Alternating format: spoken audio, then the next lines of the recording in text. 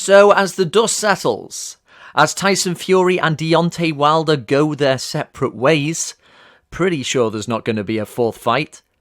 The question is just, where does that rank in the all-time great heavyweight trilogies? Now, of course, none of us should be making the mistake in thinking it's only in trilogies where you see the best stuff. There have been many incredible rivalries down the years.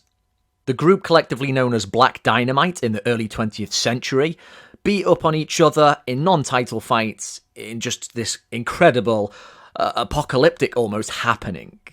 One of the fights between Joe Jeanette and Sam McVeigh almost went 50 rounds.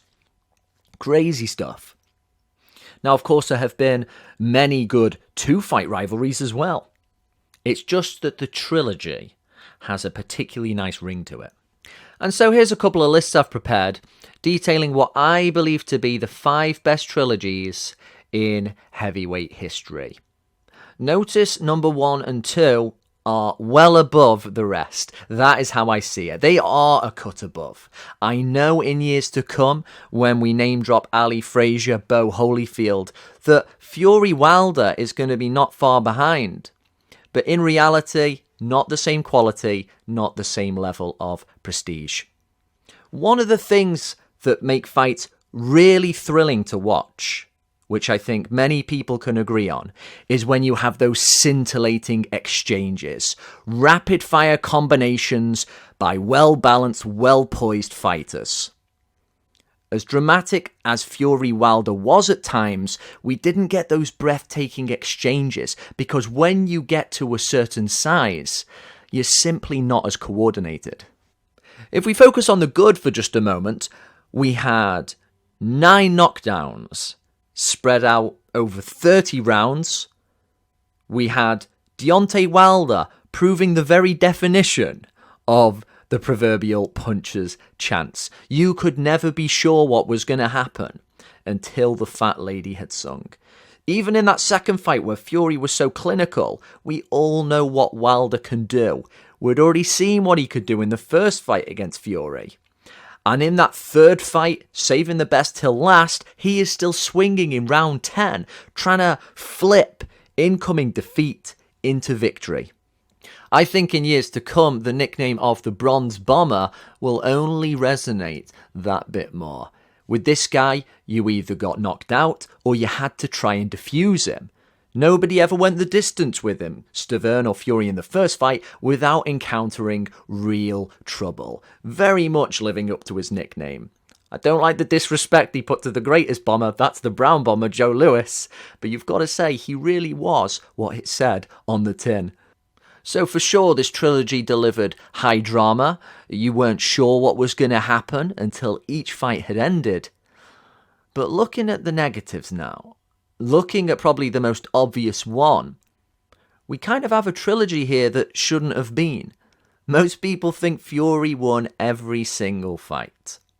And so, with Wilder, are we looking at there somebody who didn't fully come up to scratch when we're looking for that ideal dance partner? It was always Fury's contention that Wilder was the second best heavyweight on the planet. He might still stand by that, but it was never proven. And because of the lack of mingling at the top level, it never will be. And something else I definitely oppose is the idea that Fury Wilder 1 was a classic. It wasn't. It had a great last round. Sure, Fury's resurrection, as it's now known. But I remember in the moment they were getting overexcited, saying, oh, that was Bo Holyfield round 10, it was better. Whoa, whoa, whoa. No, it wasn't. It was an incredible recovery in a fight that otherwise didn't have a lot of contact, nowhere near as much contact as the rubber match did. Compared to the Ali Norton trilogy, there was more drama. Ali Norton didn't have, over its 39 rounds, any oh my god moments. Nobody got really hurt. It was just a very engaging, gritty, tactical saga. It actually has a different problem to the one Fury Wilder has. Where a lot of people think Fury won every single fight, nobody's really sure who won the war between Ali and Norton.